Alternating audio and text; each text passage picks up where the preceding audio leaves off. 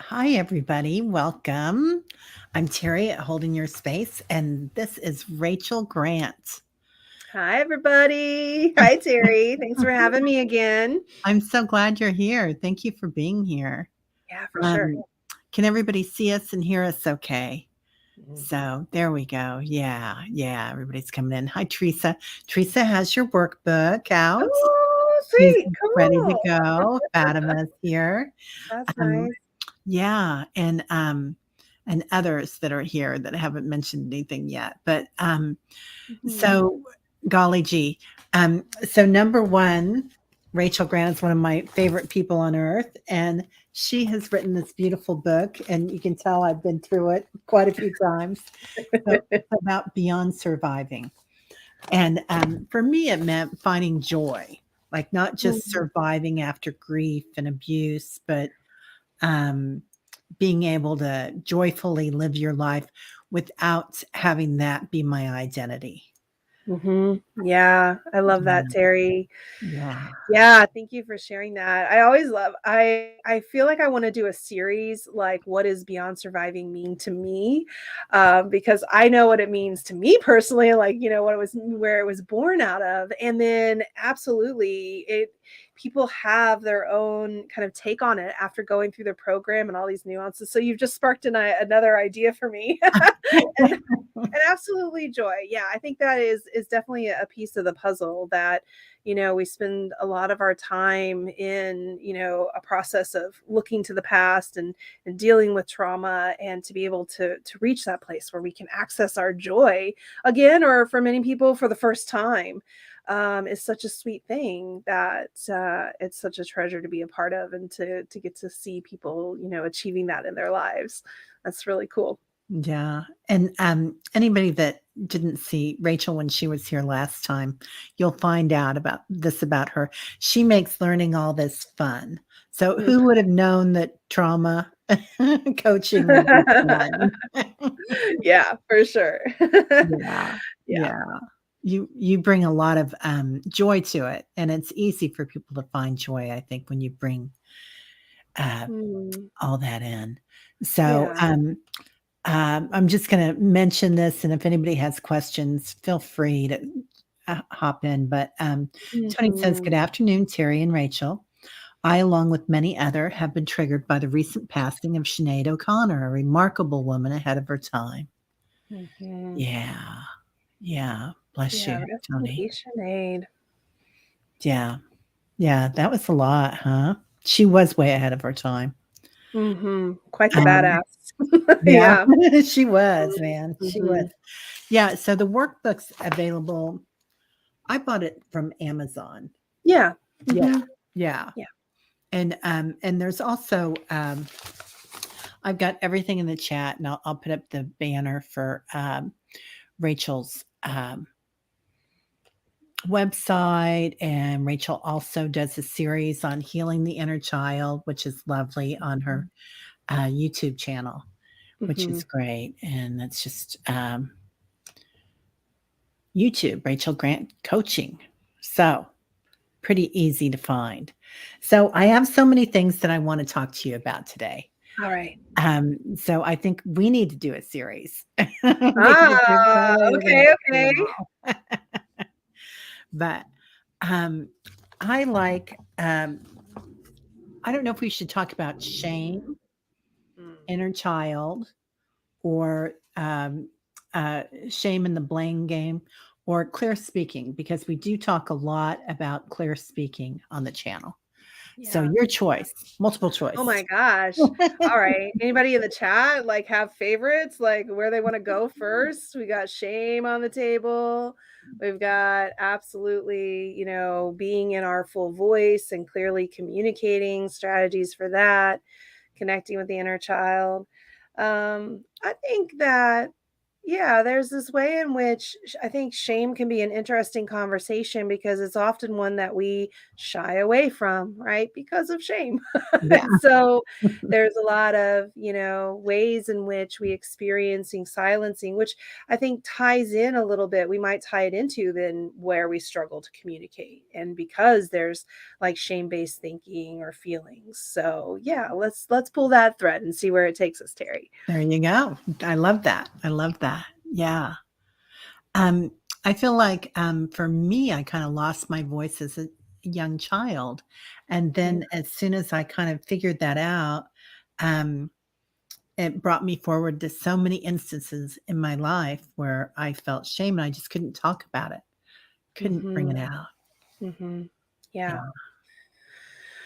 Right. So, in the context of, I think there's a lot of things that can go on, right? We can have trauma experiences, we can be being abused, and then we have there, for me, I felt like I started to have kind of like this dual lived experience. So, over here, I was sitting down to have dinner with my family and talking about what I did just at school and, what Mhm. I had, who the kids I played with on the playground that day or something that I learned, and there was that person that was showing up, but then there was the me that was being abused, and I didn't have any words for that. I didn't have any way of talking about that, and I had a lot of fear about speaking about it on a very child level, right? Because we're not processing all this stuff on a high level when we're kids. We only have our lived experiences to help us navigate something that is very, very big. And so in my child's mind, really, it felt like as simple as in some ways, this feels bad, this feels wrong.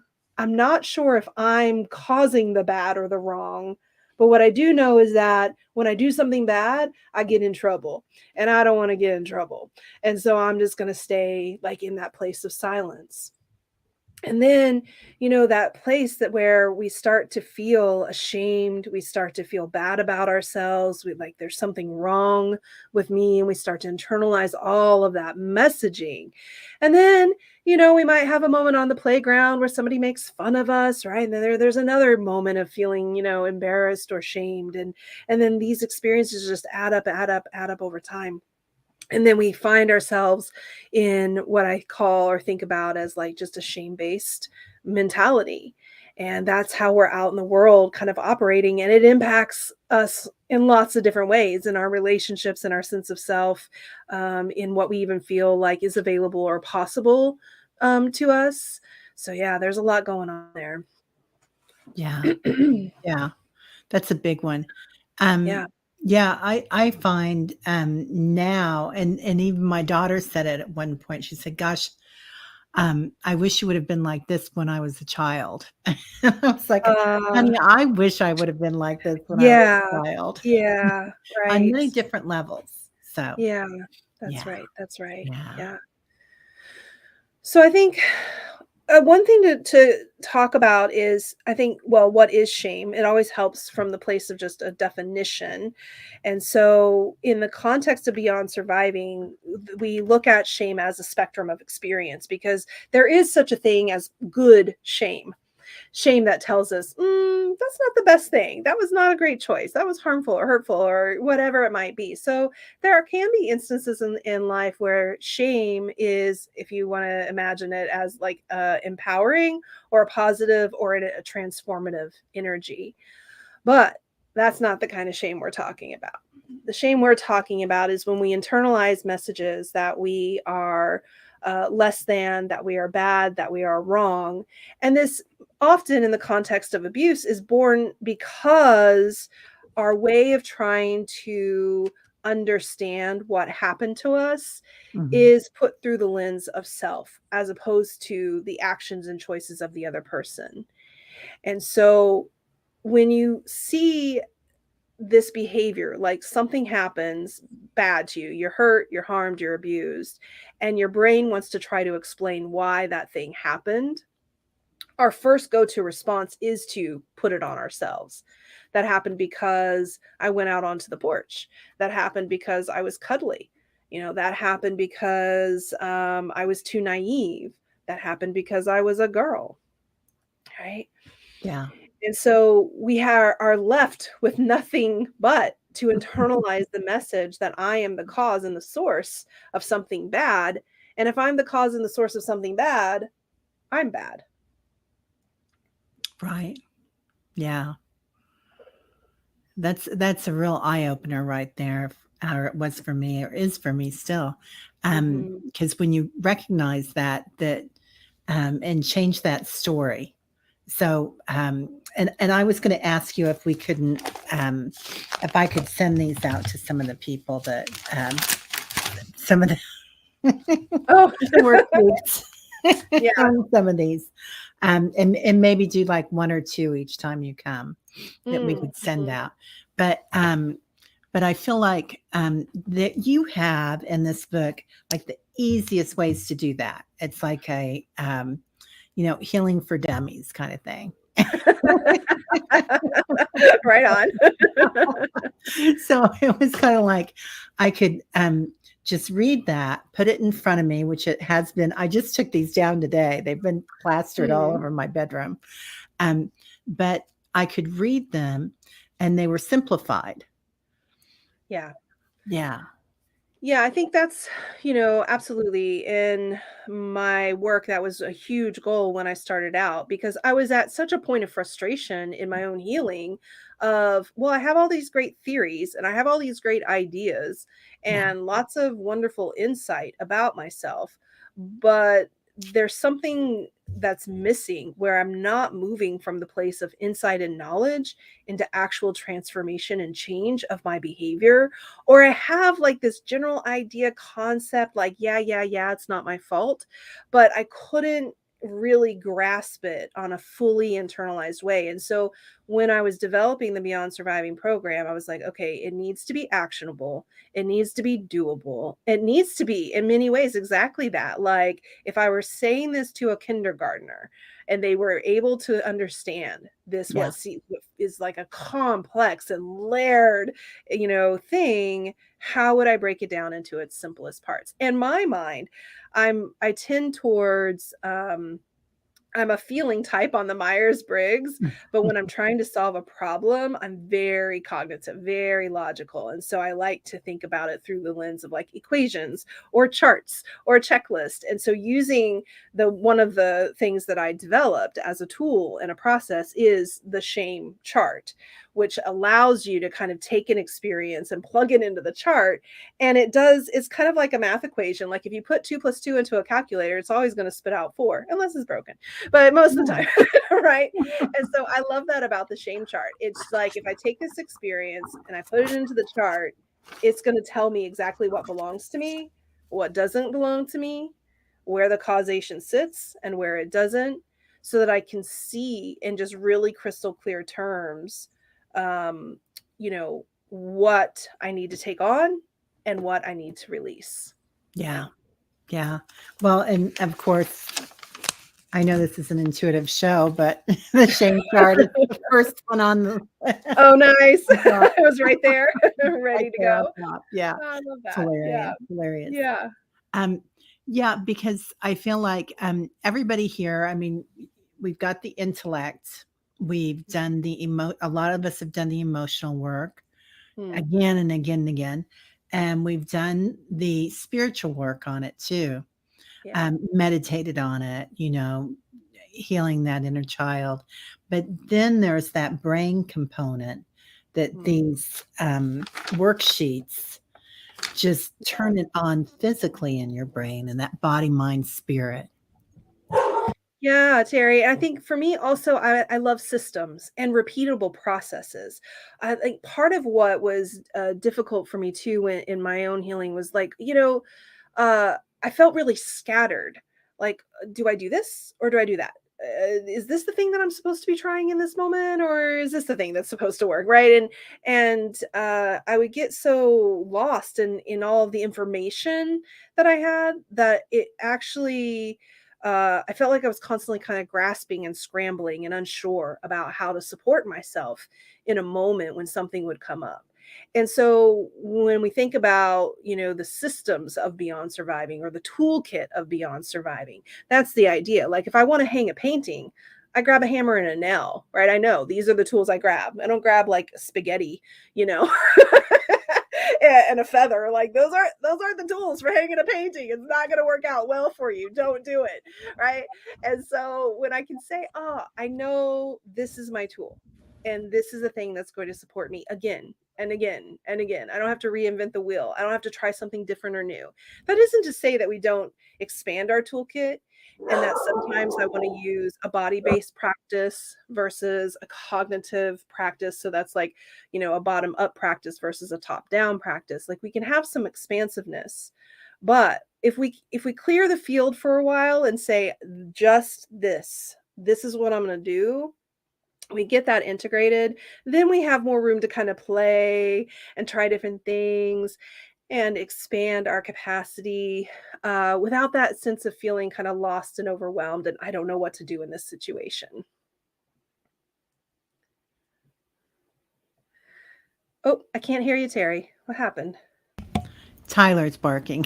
Oh, that's there's a Everybody lot knows going on in Tyler. the chat. Should we check the chat and see if there's Yeah, questions there, stuff coming through? let's Okay. do. Let's do. And everybody, I tell you what, since this is such a sensitive subject, I'm not going to be posting a lot of these on the up here, but we're going to Mhm. talk about them, and that way, this will be a safe place for you if you want to post something. And I will not, when I release this video, I won't put the chat in there.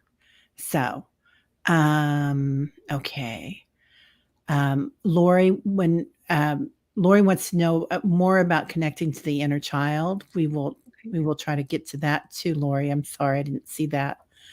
Um, Julie says, how to stay on our path, heal from our shame and self blame, how to be responsible for our path, our part, and let others take care of their own mess. Amen, Julie. Mhm. Yes, Yeah. ma'am. So I'm gonna quiz you, Terry. Hot spot, hot seat.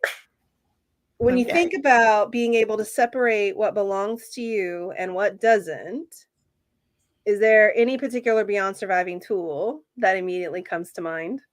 Well, There's no right everybody, answer, actually. There could be more than one. yeah, Yeah. everybody here knows the bucket. Oh, well, yeah. Exactly. Exactly. So the bucket is somewhere around here. I took it outside for a burn, Oh but my god, you have a literal bucket? I love that. I do have a it's a vintage bucket and it's metal and I can burn Yeah, things in it. So if I nice. cry, I can burn my tissues. If I cry or if I, I can throw things in there, but definitely the bucket was a Yeah. huge eye opener.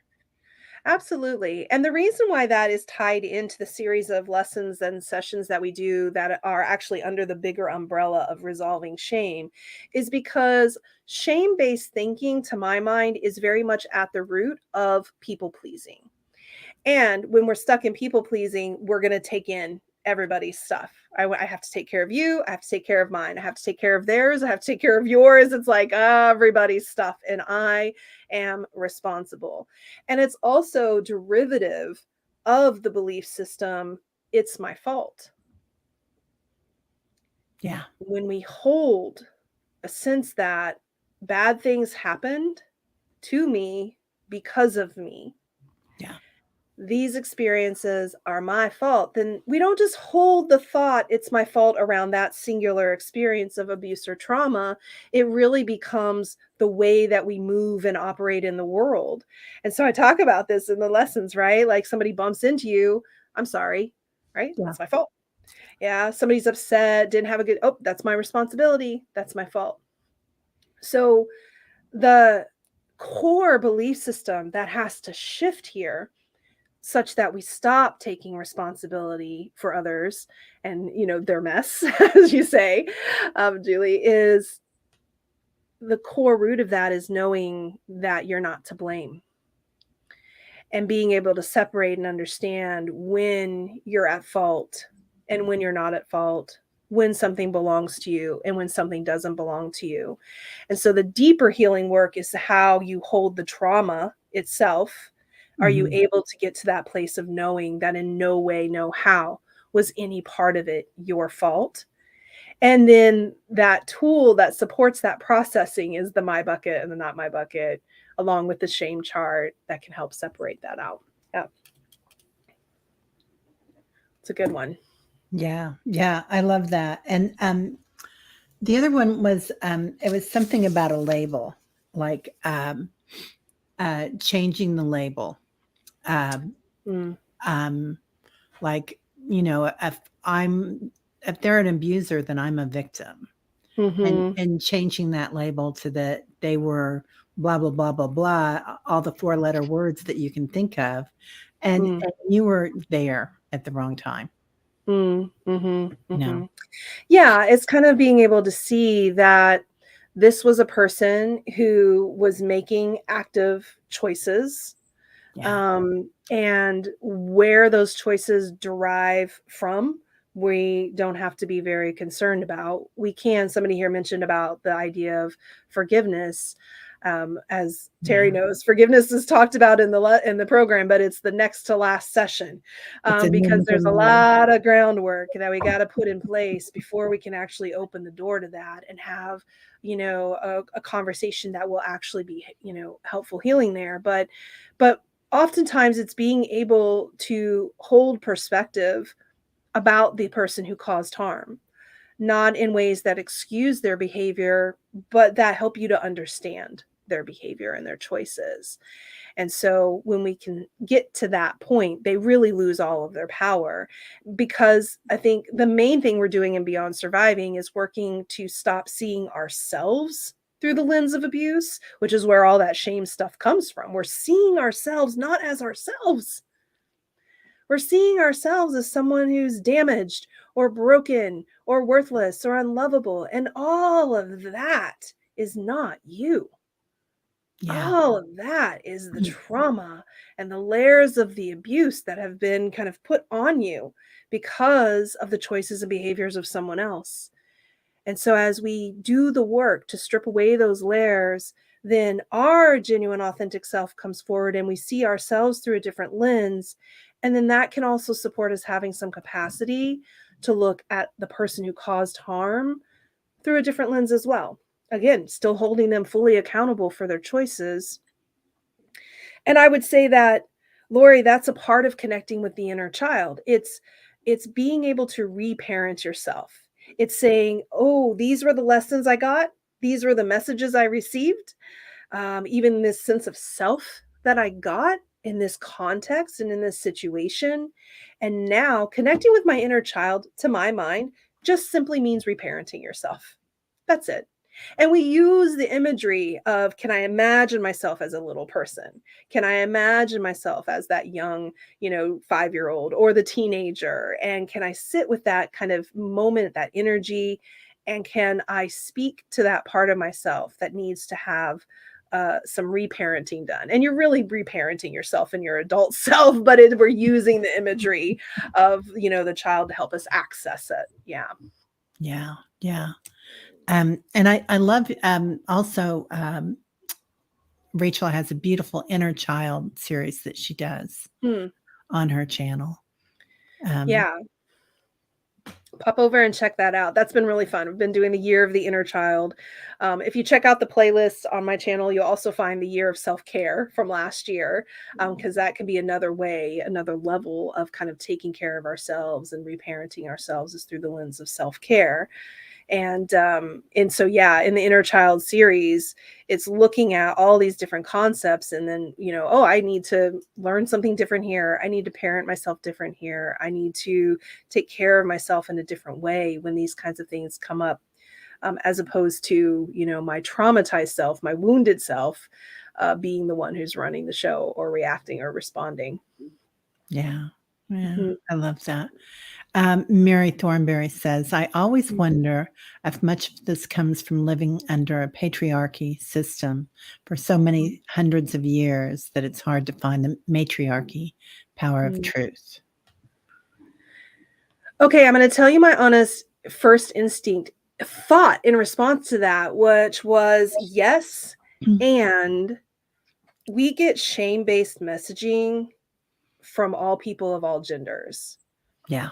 And so we can have a mom who's extremely, overbearing, perfectionist, demanding, rigid, wants things to, wants you to be and perform and show up a particular way, or, a mom who's, so entrenched in her own shame that, the way that she speaks to her children, the way that she parents her children. Now, why I say yes and is like, okay, so how far back do we trace causation, right? So is that woman harmed because she's living within a system of patriarchy where women are devalued and diminished, right? Yeah. And harmed, and so then we get these generational cycles of, woman on woman, hurt and hate and shaming and dismissing and demoralizing and all of those kinds of things. And so we could potentially imagine, when our world changes, it will, and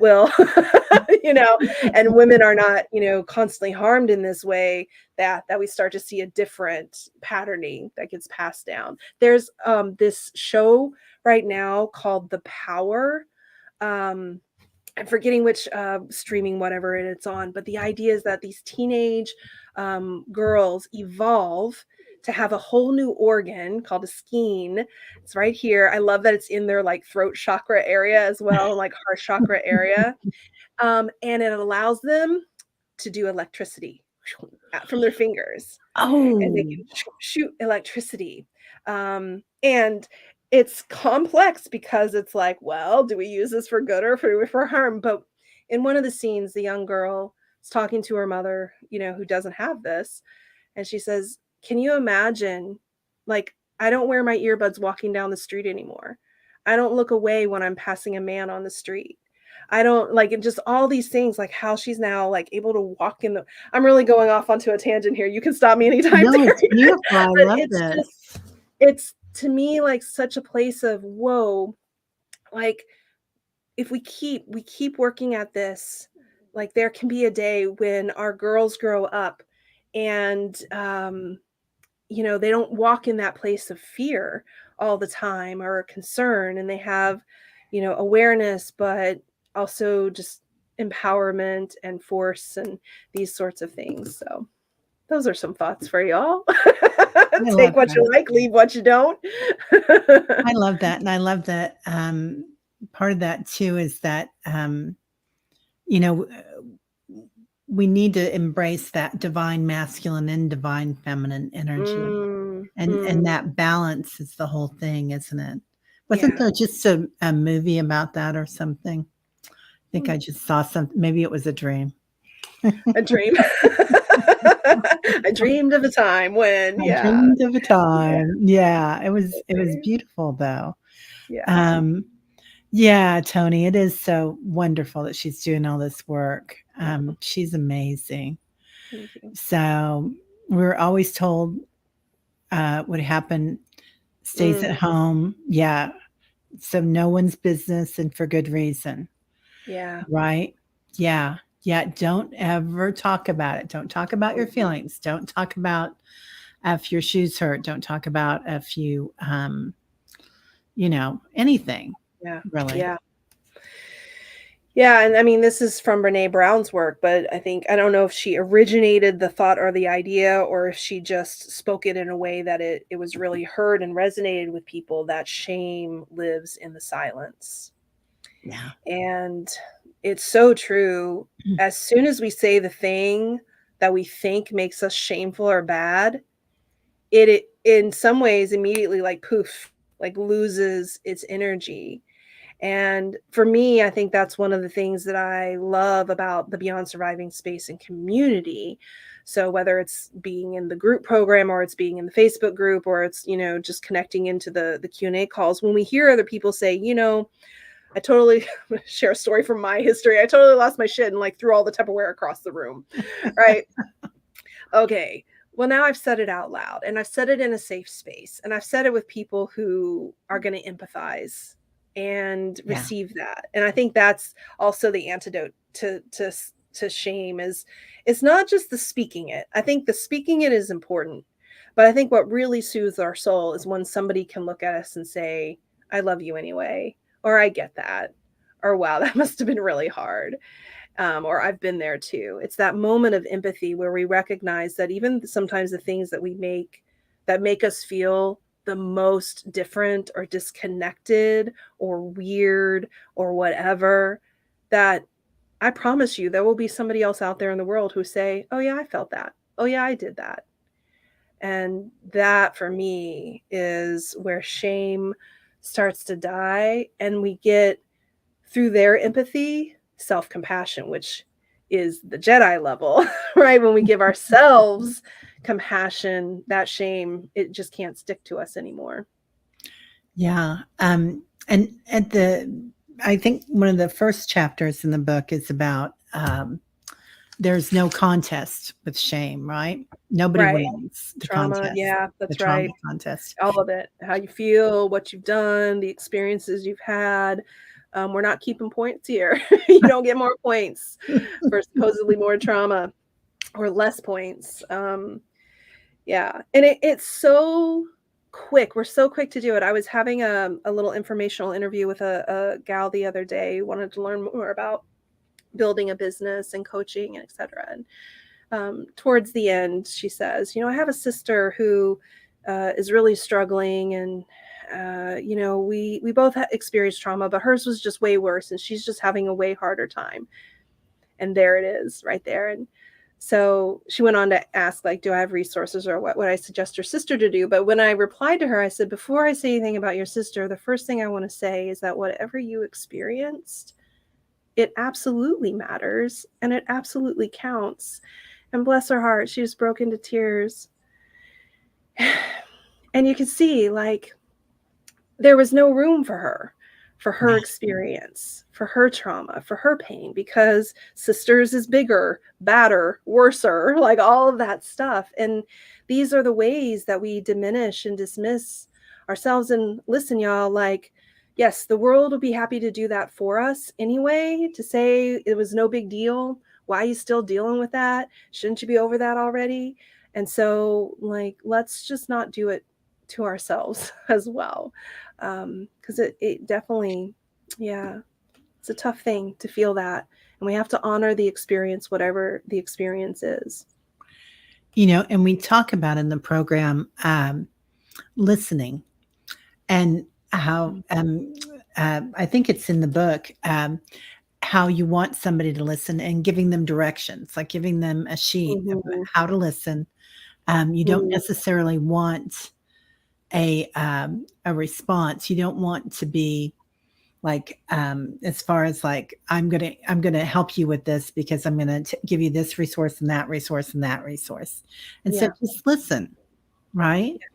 yeah. Yeah, yeah, Right. I mean, when we're in the world of communication, when really whether you're the one who's sending or receiving the information, there's usually three things, one of three things. Sometimes it's a combo meal going on. People are looking for empathy and encouragement, or they're looking for a resource, a tool, or they're looking for legit advice and guidance. And what often happens in our communication is that first level, we are not aware of what we actually want in the moment. There's just this stuff swirly whirling in our head and in our heart. And so we just start to spit it all out. yeah. And we're not attuned to ourself in that moment. We haven't taken a breath. We haven't slowed down for a beat to consider, what am I really needing, looking for here? And so we begin, you know, the sharing and the talking, and the person is going to respond to us with one of these three things, or again, a combo meal. They're going to respond with empathy and encouragement, or they're going to respond with resources, or they're going to respond with like feedback and advice. And quite honestly, most, I would say, like 9 times out of 10, people go to the advice because they want to help, Yeah, right? They want to help. It's coming from a good place. They're not trying to yeah, make you feel dumb or bad. I mean, no, some people could be that, but most of the time they just want to help. And so the way that they think about help is fix, solve. And so they jump right to that. And I'm sure y'all have had those conversations where somebody starts to tell you like what to do or how to handle a situation. Then you start to get all grumpy and like itchy and like, shut up. I don't even want to hear what you have to say. Like, and all what's really happening there is we just have a misalignment of like what we want and what we're being, sent. And so if we can start to slow that process down and before we even start to communicate, or I think it's best at the beginning because it informs your listener about where to listen from. So if I say, Terry, I'm really going through something right now, and man, I just need some time to vent, and I just need to get some things off my chest. Can you just hold space for me? And when I'm done, just like give me a hug and tell me I'm going to be okay. Right? Then you get to listen from that place. Whereas if I don't give you any signals at all, then you might be listening all over the place. And I get to the end and say, oh, all I really need is a hug. And you're like, damn, I was thinking about this resource and that thing and this thing, and not that I might not want those or need those at a moment later, but in this exact moment. And I think there's just a nice way in which knowing, and when we shatter the shame paradigm, we give ourselves permission to take up space and to be deserving of that kind of communication and support. Like, I actually can tell the people in my life, this is what I need. This is what will be most helpful. And I don't have to be embarrassed about that or shameful about that. And I can get it and I can receive it. And it can actually really land. Yeah. And so many times I find that just talking about it, you kind of reach your own conclusions. Oh, yeah. And Sure. self-healing is so good in that respect. You kind of come to it a new idea, a new outlook on it, just all by yourself. Yeah. Yeah. That's So how do you deal with anger that pops up sometimes? I found out how many relatives knew and did nothing or protected abusers. Sorry. Ooh-wee. Yeah. Thanks, Teresa. I think, anger is one of those feelings that gets kind of a bad rap. Yeah. Going back to patriarchy, particularly, we think about female anger, female rage, and where are the safe spaces for that to be expressed? Where are we allowed to be that without being labeled as something derogatory? So I think the first step in that process is really just embracing it and loving it. Like, yep, this is my anger. We talk in Beyond Surviving, the very simple, most basic level of that is validation. I'm angry and it's okay that I'm feeling angry. So like, that's one of the easiest first things we can do with any feeling that's on the scene. Just Yeah. name it and validate it. Don't judge it. Don't try to understand it. Don't try to process why it's there. Don't try to fix it, solve it, change it. Just be in the anger and feel it. And coming to a place where you can then say, like, neutralize the energy around that experience of not being protected.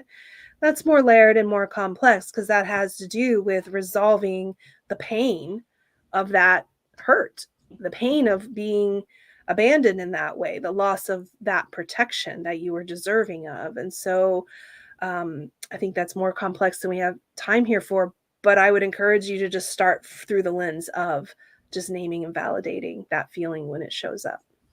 Yeah. Yeah. And that's so like especially for that, but also for anger, but also for anything that you feel like if feeling horrible about what's going on Mm-hmm. in politics, what's going on the climate, what's going on in Maui, Portugal, everywhere, Ukraine. And it's like, feeling hurt about something or feeling happy about something. The minute you name that emotion, you're aware of it. Your level Yeah. of awareness reaches a different level. Yeah, that's right. It gives you an opportunity to actually feel and process the feeling so that it doesn't get so stuck in your system. And this is, I think, again, there's the ways in which we come back repetitively to feelings and to energy that we've been holding for, it can be for a long time, but being able to actually feel and process that energy of that feeling starts when we let go of the idea of there's any such thing as a good feeling or a bad feeling. I'm just having feelings. This is just energy. They're all here to tell me and to guide me. I haven't finished this book, but because it's pretty dense, but it's the language of emotions, and I love her perspective and lens that just every feeling is here to help us see, notice, experience, face, resolve, manage. All is like verbs. Like they're giving us something. It's about something. And so that sometimes for me helps too when I think about, I ask that question, like, okay, anger, what are you trying to tell me right now in this moment? And quite honestly, a lot of the time it's telling me that I'm in an old story about myself or about another person, like I'm Yeah. running a false narrative, but then sometimes that anger is like legit justified. And it's like I'm feeling betrayed, or I don't like how that happened, or that doesn't feel good in my body, or whatever it is. And then I can use that information to think about, well, so then how do I take care of myself, or what's my next step? Yeah. Yeah. Right. Um, Feeling helpless and overwhelmed, and how can I help? I'm going to listen to this. The conversation is so rich. Hmm. Yeah. That's beautiful, honey. Yeah. Oh, yeah. Yeah. Anger towards your mom. Um, Can I say and something about overwhelmed? yes, please. So I would love to get this word out of our vernacular, because I think it hardly ever tells the story of what's actually going on. And so whenever I hear someone say, I'm feeling overwhelmed, the first thing I always get curious about is, where are you overextended and where are you under supported? And that's what I would love if I could have my way. I would get everybody to start saying, instead of I'm overwhelmed, to start the conversation from the place of, I'm feeling overextended here, I'm feeling under supported here. Because now I have important information, right? And that it's always a rebalancing act. This is life. Like, okay, I'm balanced. Now I'm overextended. Right? I'm balanced. Now I'm under supported. Right? Oh, and then when we have both of those things happening, we're like all over the place. Right? And so I just want to encourage that internal conversation for all of you. Anytime you have that sense of, I'm overwhelmed, it's too much, slow that down and look at those two pieces of the puzzle. Where am I overextended? And therefore, what might I need to take off my plate? What might I need to slow down or pause? What might I need to say no to?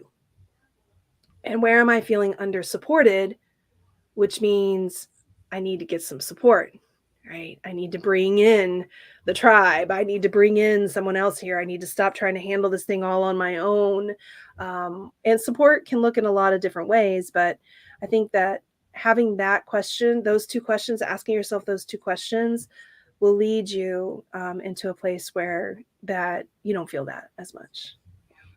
I love that. And part of the program that I really like too is that we ask someone to support us through it, Mm-hmm. and we give them instructions on how to listen.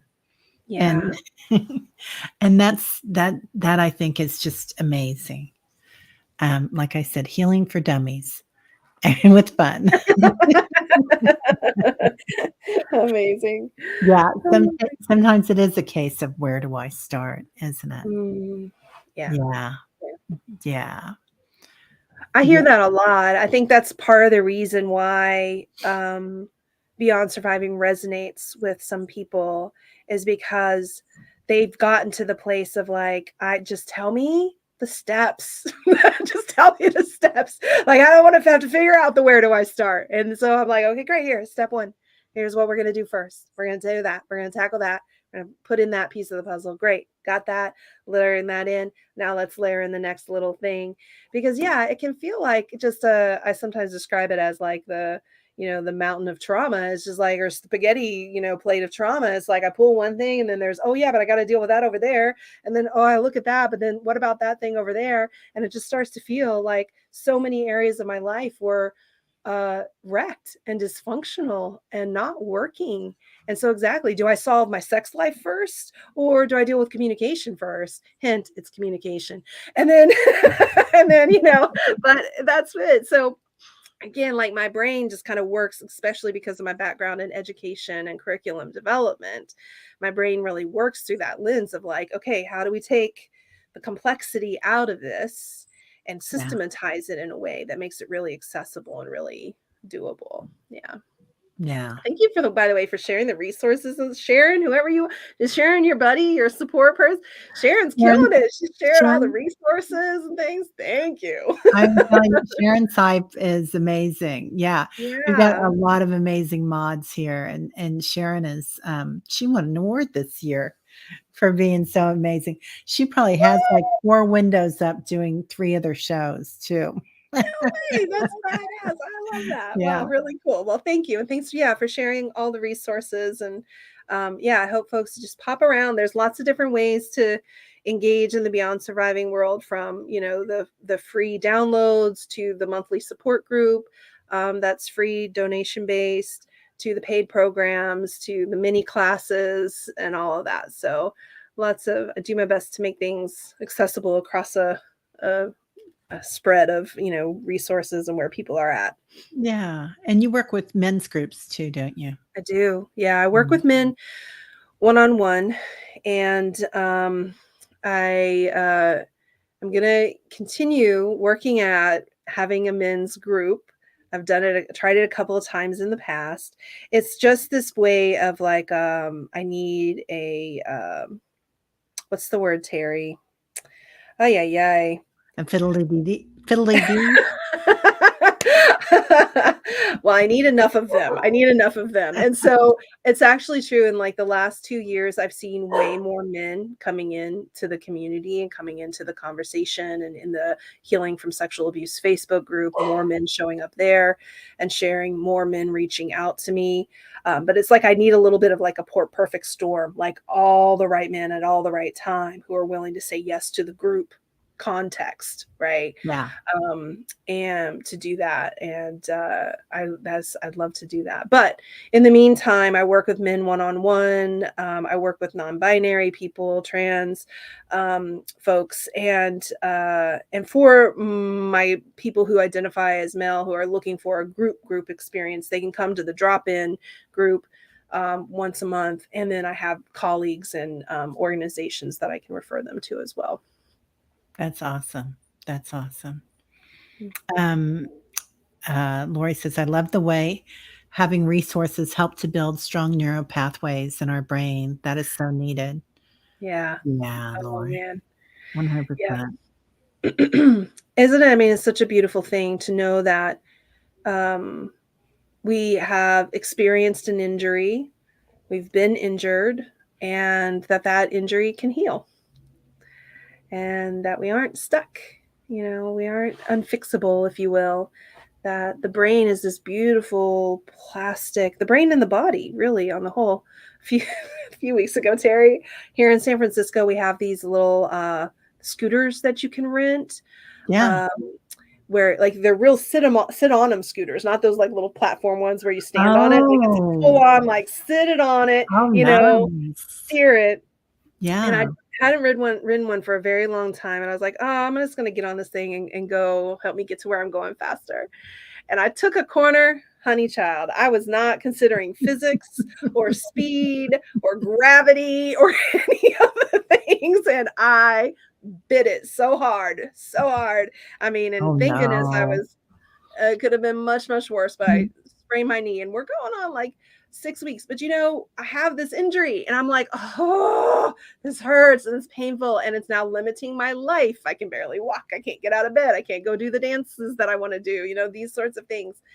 And like being with that, I'm like, okay, like here it is. Here's a way. Like injuries slow us down, take us out of things, interrupt us, and I have to be, and I want to rush it. Yeah. Oh, do I want to rush it? Hurry up, hurry up. I'm going to do 5 more stretches. I'm like, no, that actually, like, stop. And it's such a metaphor for the way, that I think about and talk about healing, trauma, that it is an injury to the brain, to the nervous system, to the heart, to the spirit, to the soul, to the body. And that, but we aren't meant to just, I'm not going to walk around with a broken knee for the rest of my life. Like, it's going to heal. And I'm going to be nurturing with my knee, and I'm going to take my time, and I'm going to do the exercises that help my knee get better. And I'll be back to good as new or normal, soon enough. And so, cheers. And I geek out about the neuroscience. If y'all hang out with me long enough, we're going to talk a lot about the brain and neuroscience, because it really is my favorite lens and favorite way of thinking about healing. I love it because I feel like I went through years of therapy, Mm, and it was just the talk therapy and the spiritual stuff and the spiritual stuff, and and it was kind of like that was great, that was incredible. But then working with the neural pathways is something that just clicks, yeah. Yeah. and really needed that. Yeah.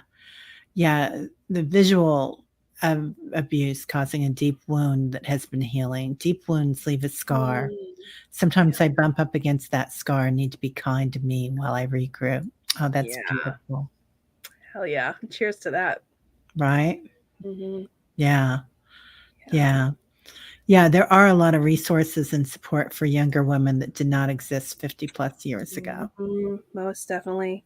Yeah, even just like the way that we see people on social media and talking about their experiences and what they're going through. And, I have some mixed feelings. I'm not, I don't always love like the pain corn, as I call it. So, but still, there's this way in which we have access. And, um, you know, I think sometimes for me that has helped with people of my elders, when I've thought about the lack of access that they had to heal, to address, that they really, many of them really were of the generation of just suck it up and deal with it, this is life, what are you going to do? And as much as that, like, they've done it, but they're still hurt, and they're still injured, and they're still impacted by that abuse and then impacting others. But it has helped me find places of compassion and understanding, for people. And I know sometimes when I'm working with my clients and they're thinking about like their parents and what generation they were of, and like what choices did they have? Did they have access to healing or not? And so it's this delicate line between, you didn't have access to healing and resources, and you're still responsible for the choices that you made. But it balances for me in my own spirit. It helps me to see, like, gosh, if they had had the access that I had, um, goodness, it could have been a whole lot different. And now today we have to work on access for people of color. We have to work on access for marginalized groups and keep Yeah. pushing that, right? Because, and for men, I think, women, we've cracked the code in many, many ways. Like, see us, hear us, deal with us. Like, we are here, we're going to be seen. And not everybody loves it. Not everybody's down for it. Yeah. And there's still a lot that's coming at us that's, really limiting us. But we have a stage and a platform that we didn't have, 50 plus years ago. And I think using that to continue to access our own resources, but then to make sure that nobody's left behind in that conversation as well. Right. Right. Yeah. Yeah, it's amazing how that happens. And I see it again now with all the nurses and the medical staff that Mm. have been through the pandemic, and Mm. it's over, and they've been holding hands of all these people passing, Yeah. and teachers too. And now we're just saying, okay, Back to work. deal with it. Yeah. Yeah. Yeah. Yeah. Oh There's my no God. plan in place, is there? Gotta Mm-hmm. figure it out by ourselves. So, thank you Yeah. for being here, Rachel. Thank you for Yeah. being that one. Oh my gosh. Well, Oh. I And then, really, really appreciate you letting me come and be with your fabulous community. Thank you, everyone who's just been chatting and talking and sharing. I'm sure we missed a mazillion questions and things and didn't get to it all, but you have my website, you have my email, and absolutely, if I can be a support and a resource to you in any way, do not hesitate. Reach out. yeah, great. Excellent. Okay, everybody. Well, and yeah, everybody's saying thank you so much for making this Mhm, such um, a great place. And Rosie asks, uh, what is EMDR? mhm. Um, Eye motion desensitization. What's the R stand for? Now I always forget it. It's a modality that is uses bilateral training in the brain um, that does. to desensitize memories. Um, and it's pretty interesting. It was actually developed originally to treat PTSD. And again, this is like me on my soapbox. My personal perspective is that EMDR can be helpful for resolving singular instances of trauma. But if you're someone with complex trauma, which means you have a history of a variety of different types of abuse or prolonged periods of traumatization, EMDR tread a little lightly with. I don't necessarily endorse it as the best or first modality for addressing trauma, but and I make sure you're really working with someone who is deeply, deeply, deeply trauma informed and using that practice. But it absolutely can be used to take singular instances of trauma in order to resolve like the it's desensitization is literally what it means, and reprocessing, that's the R, reprocessing. So you desensitize yourself to the experience and then you reprocess it, which means you kind of give it a new meaning or a new message. And sometimes EMDR actually drops that piece of the puzzle. You want to take out the old associations and old narratives or ideas or triggers, but we need to make sure that we build in a new narrative. And so sometimes EMDR falls a little short there. So that's my 2-minute speech on EMDR. Thank you very much. Wow, thank you. I didn't know that. Yeah, I remember the eye thing, but that's all I, Mhm. yeah, yeah. Well, thank you again, Rachel. Thank you, everybody, for being here. Yeah.